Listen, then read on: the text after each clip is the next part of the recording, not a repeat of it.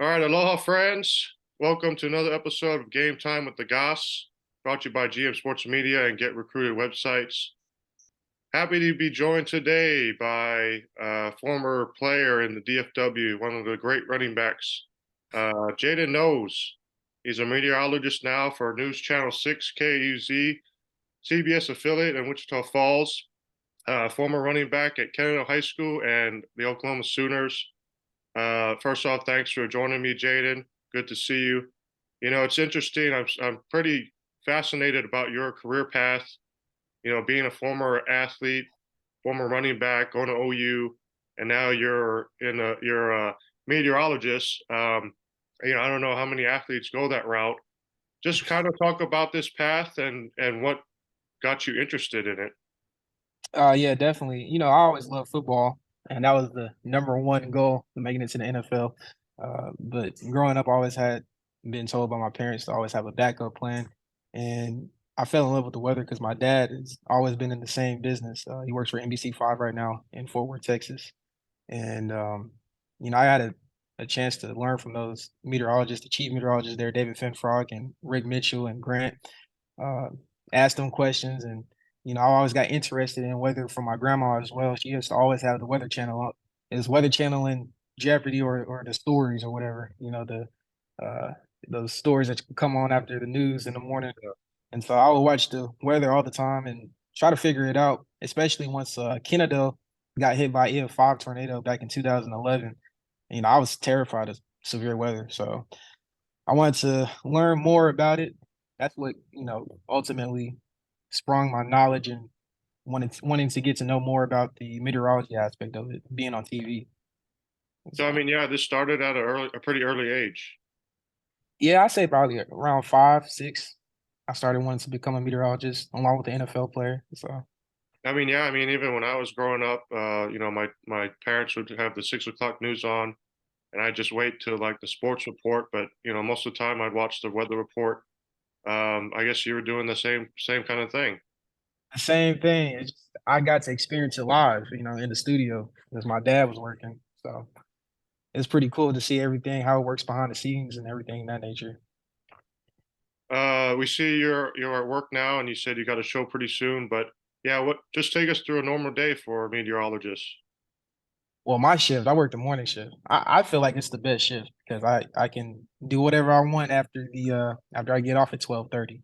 And so I come in, I wake up at 2 a.m., get here at 3 a.m., I forecast, try to figure out, what's going on with the weather. It's summertime and we're in the El Nino pattern, so not much going on. It's just hot. I try to figure out a way to keep the viewers engaged because every day is triple digits. It's the same story. How can I tell it a different way? After that, I'll do radio, get my show ready, and then our first show is at 5 a.m. and that lasts all the way until 7 a.m. And then after 7 a.m., we have cut-ins from about 7 a.m. to 8 a.m. And then I have a break. Usually, I go to the car and go to sleep because by that time I'm tired. And then after that, I'm doing what I'm doing now, just kind of chilling, going over some more graphics, making sure that everything is ready for our 12 o'clock show. And then that's a 30-minute show. So it's a real easy show, fast show. And then after that, I'm done. I'm off. So I'm happy when that happens. But I mean, is there a lot of research involved just to make sure what's going on throughout the? Yeah, definitely. We're definitely constantly looking at different models. Talking to my chief, talking to our other meteorologists, our weekend meteorologist Cameron Lindsay and Ken Johnson, who's the chief. We constantly talk back and forth just to make sure everything is good. We look down the road and see what type of weather events is coming up. There's a weather pattern change coming up here in the next couple of weeks. Maybe some rain finally here in Wichita Falls. We've been without rain for a couple of weeks now, and maybe cooler temperatures as we're getting into August. Maybe not so hot, So there's constant research to this. And can you just give us a rundown of your career so far? How long you've been with News Channel 6? Yeah, I've been here now for 3 months, going on my fourth month next month, and it's been fun. I mean, this was always a dream of mine, just as well as with being in the NFL. But I like it a lot. It's great people here, great staff. I'm constantly learning, especially from Ken Johnson, learning every single day, learning something new that I didn't even learn in school. It seems like it's something new every day. Weather always changes.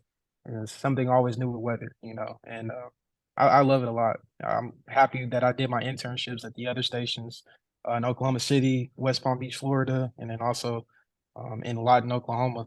So, all that practice definitely sprung me forward for this. Yeah, I mean, I've been on Channel 8 down here, WFAA, a few times, and the first time, I was nervous, even though it's not a live audience.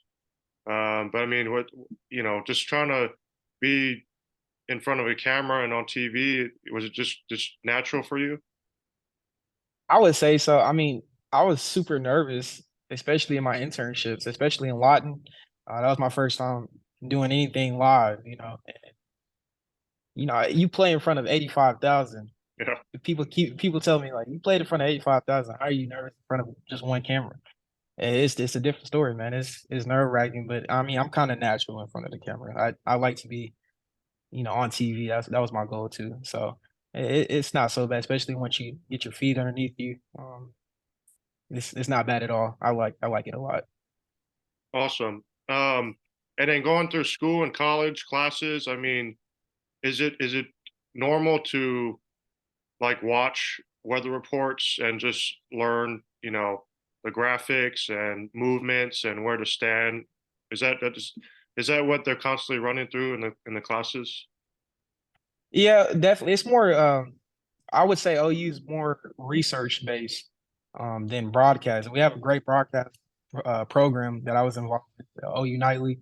That's what helped me get comfortable in front of the camera, and that's where I first began being in front of the camera as well. But I'll say it's more research, and so there's a lot of research that I learned there, as well as being in Tornado Alley. Being at that university, you're gonna have it in your backyard. You can go outside and oh yeah, there's a tornado. You can see a wall cloud forming. There's a lot of rotation up here. But that's the reason I'm really fortunate I went to that school and that program. So I mean, was there a lot of like you'd actually go outside and look at the clouds and the weather? Yeah, definitely. I remember when I was touring this station, I was still living in Norman, so I came down here. And when I was leaving, there was a storm coming in. And, I've been storm chasing before, but never by myself. I accidentally went storm chasing. I was just trying to get back to Norman, and there was like a big wall cloud lowering in Chickasha. So I pulled over, and there was a whole bunch of storm chasers out there. And, I'm sitting there looking at the cloud like, what am I doing? Maybe I should just get in the car and go ahead and go back home. Yeah. But I just love it. And that's the same way it was at OU. We had a lot of events where severe storms turned tornadic. And we're right there. We have all the tools there at the weather center. And then you have your classmates that's really involved with it, especially that's not even in the broadcast, they're just research based. They love storm chasing and things of that nature. So got a lot of experience just being around those students and even the professors and just in that area in general. Talking to Jaden Knowles, former running back at Kennedale High School in Oklahoma. Uh, you kind of had to give up football earlier this year. Just, I mean, how tough was that? Yeah, it was a very uh, tough decision to make just because I feel like my body did it. I didn't really. I got injured last year, tore my patellar tendon in my knee, and I was supposed to be out for 6 months, but it ended up being the entire year. And so ultimately, I'm having surgery again next week. They're scoping my knee out because there's scar tissue built. So that's one of the main reasons why I didn't play this year because I was still hurt coming after the bowl game. I was still, gimpy, not full 100%. And playing at that level, you have to be 100%. So I'm supposed to have that procedure done next week, on this day next week, and I don't know. I still have goals of, just trying the pro day. That's kind of my goal, just to do the pro day next year, just to see, where I would have been. And I want to be an example for my nephews. I have a nephew that's 14. He's about to be a freshman in high school at Arlington Heights. And, I want him to see that how that process goes, at that next to get to that next level, what it takes. And so I might do that. I mean, I'm still a meteorologist though, but that would be pretty cool to do that. Now, did you grow up an OU fan? Man, I'm from Fort Worth, man. Yeah, Yeah. I gotta be careful what I say. I'm OU alumni now, but Nah, I wasn't an OU fan. I couldn't stand OU actually. Yeah. I was a TCU. I was a diehard TCU fan. I love TCU, man. And it was I kind mean, of bittersweet seeing them go to yeah. the Natty last year. I mean, you're But probably watching Tomlinson back in the yeah, man, I was a diehard TCU fan. yeah. I remember going. I remember I went to one. I went to all the TCU camps when I was in high school, and then when Baron Browning was there too, he was Yeah. heavily recruited by TCU. He took me one time with him. Coach Patterson ran all the way across the field just to shake his hand. I met Coach Patterson, and then Coach Patterson followed me on Twitter. I was like, oh, I was about to be getting an offer or something, but I always grew up as a TCU fan, but I'm definitely glad that I found OU as home. That was probably the best decision I ever made in my life. So. I mean, I'm a big OU fan, so just if I ever had the opportunity to play football there, it'd be a dream.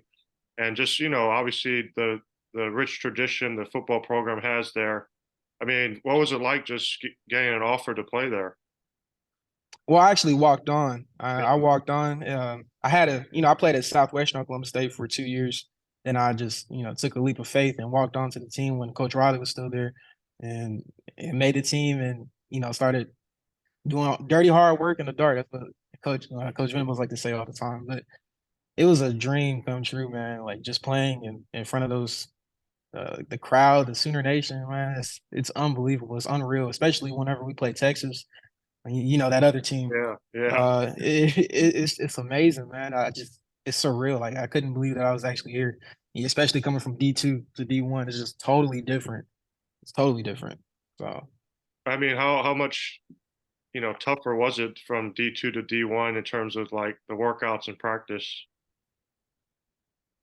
uh, I would say I was coached harder Yeah. at OU than I was at my D2 school. Whenever I came in, I was 17 years old at Southwestern Oklahoma State, weighed probably 175, but I was lifting as much as the lineman, you know. And I was like, I mean, I know I went to Kennedale. Kennedale, we work over at Kennedale, but I just thought, the lineman was going to be, the strongest on the Yeah. team and everything like that. And so when I went to OU, that's how it was. The linemen, they were moving people, man. And I think that's the main difference between D2 and D1 is just the lineman itself, D line, O line. Those guys, man, it gets serious down there in the trenches. And of course, with the coaching is just more strategic, and you actually have to know what you're doing on the field. I think you could get away with it at times in the D2, uh, in D2, just like if you go on the field not knowing exactly what your assignment is, you might be able to get away.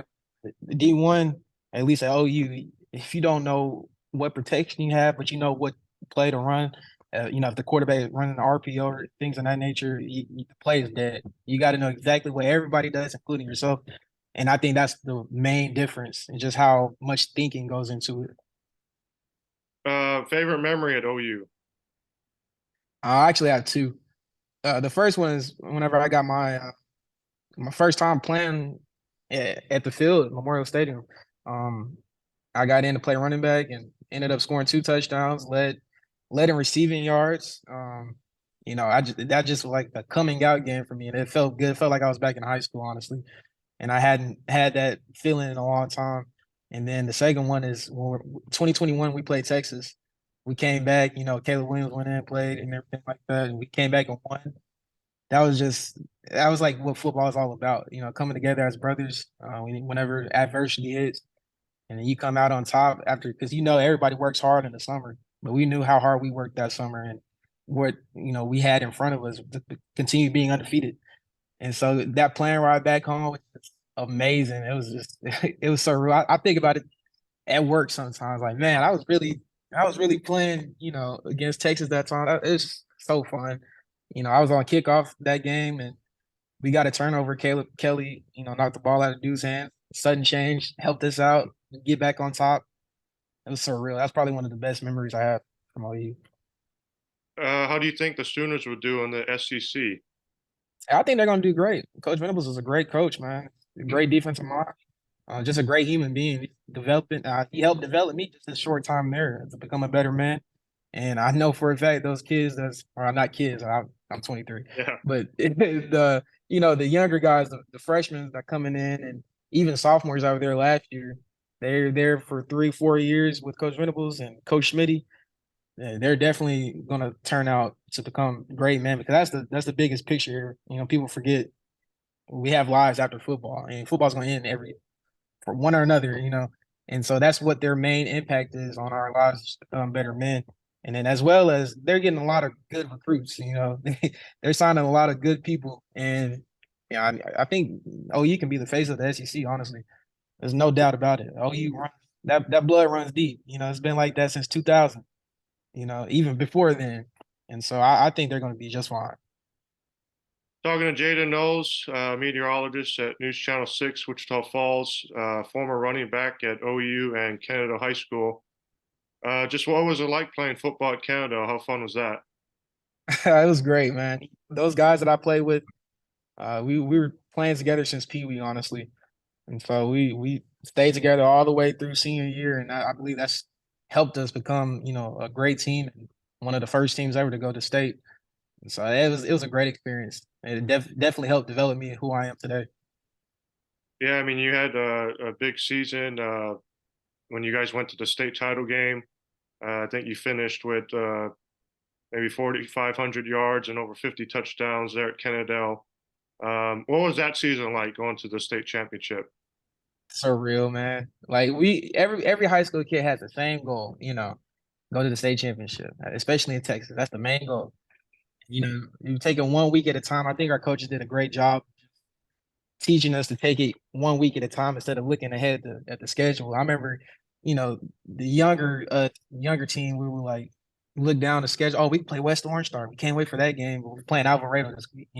We're playing Springtown this week. And so that year we actually took it one week at a time, and it definitely panned out. It was just a great season. We all believed in one another. Defense, the defense believed in us, and so it was just a great bond, great chemistry. Now, for the state championship game at AT&T Stadium, had you been on the field before, or was that the first time? And also, we played that week before the state championship game there against Stephenville, and so I kind of had a feel already for it. Me and DJ. But what is We it? What was played at it the. like? What was it like to step on that field for the first time? It was crazy. I remember walking out before the game, and just how you see the college teams play there, and then you see, of course, the Cowboys play there. But then now, like we're the main attention, and you're walking out of the field, you see all the cameras. Yeah. We're not used to having cameras at the game for high school, and maybe a couple of news stations, but they had cameras everywhere. Like it was a prime time deal, and it was really surreal for that experience walking onto the field. Now you taking me back, man. I haven't thought about state championship in a minute. Yeah, it was really surreal. It was a great experience. Now I'm trying to remember if it was the same year. You guys were at the Star in Frisco, and I can't remember his name, um, but you had a 40-yard pass to put you in field goal position against Midlothian Heritage. Oh yeah, Jaden Smith. Yeah, it's a game-winning, like a walk-off field goal. Field goal. Was that the same year? Yes, that was the same year. That was the third round. Um, And that must have I been thought, crazy. yeah, I'm not gonna lie to you, man. I thought we lost. When we got the ball back, I think we was like on our 25 yard, our own 25, And and Kennedale, they right? caught. Kennedale not known for passing, so No, we it's just a run the 40 ball. yard. Yeah, we just run the ball. So I remember Evan called the play. He's like 78 sweep pass. I was like, DJ gonna throw the ball. I was like, man, no, we lost. So I remember I think I didn't even break the huddle. Lined up. I was like, oh, it was a great season. This is how I'm gonna go out. And the next thing I know, I see DJ just getting hammered, but he releases the ball. And I was like, yeah, there that goes. And then James Smith comes out of nowhere and catches the ball. And then it's just like a whole change of energy. You're like, oh my goodness. Like what? We could actually win this though. Because I That's already right. knew Kevin was gonna make it. Kevin, he always made field goals from forever away. So I had no doubt that he was gonna make that field goal. That's It awesome. was great. It was great. That's awesome. But yeah, one of my favorite coaches to talk to and see is your former coach, Richard Barrett. Um, just do you have a good Richard Barrett story you can share? Yeah, I have a lot, man. One of the main ones, it was I want to say my junior year, we were playing Van in the second round of the playoffs at the Star, and we were getting beat, man. It was like 21-7. That's the game Barron. We moved Barron to corner, and so we were getting beat, I think 21-7 at halftime. Man, Coach Barry came in there. He was not happy at all. He said some few words, and then he kicked over the Gatorade uh tub, Yeah. whatever. It spilled on all the players and all the trainers. And I remember looking at the trainer. The trainer was mad because he just filled up that Gatorade thing. But that was just a funny moment. We always talk about that moment because he was just so mad, like literally lifted up the table. It was like off a movie, you know. And then he walks out, and then all the other coaching staff came in and talked to us, and then ultimately we went back out there, came back, won the game. I didn't play that game; I was hurt. I had a sprained ankle, so it was just really cool to see that. But that was definitely a moment that I just think about. It was pretty funny. Looking back now, at the time it wasn't funny. It was like, oh my goodness, we're about to get. But now looking back, that was a funny moment. I mean, you still keep up with the football team these days, or Coach Barrett, or some teammates back then? Yeah, definitely. Especially when I was at OU, I would come back and try to work out with them. I know Larry Brooks because he's in the NFL right now playing for the Cincinnati Bengals. He went back this summer because he FaceTimed me. We always, mess with each other. He's like, "Where you at, man? We got workouts. Where you at?" And he was working out with the team. But I saw Coach Barrett probably last month, right before his birthday, last month. And yeah, he's doing good. I check in on him all the time. And they meant so much to me in my life. They helped me get to where I'm at right now. So it's always good to keep that relationship going. Well, awesome, Jaden.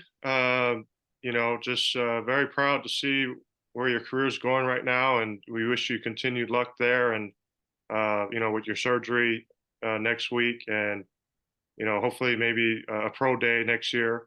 Um, Yeah. but yeah, we appreciate it. Jaden Knowles, meteorologist at News Channel 6 in Wichita Falls. Hey, Jaden, thanks for the time. Yes, sir. Appreciate you having me. All right, thanks again. Enjoy your weekend. This was Game Time with the Goss, and we will see you next time.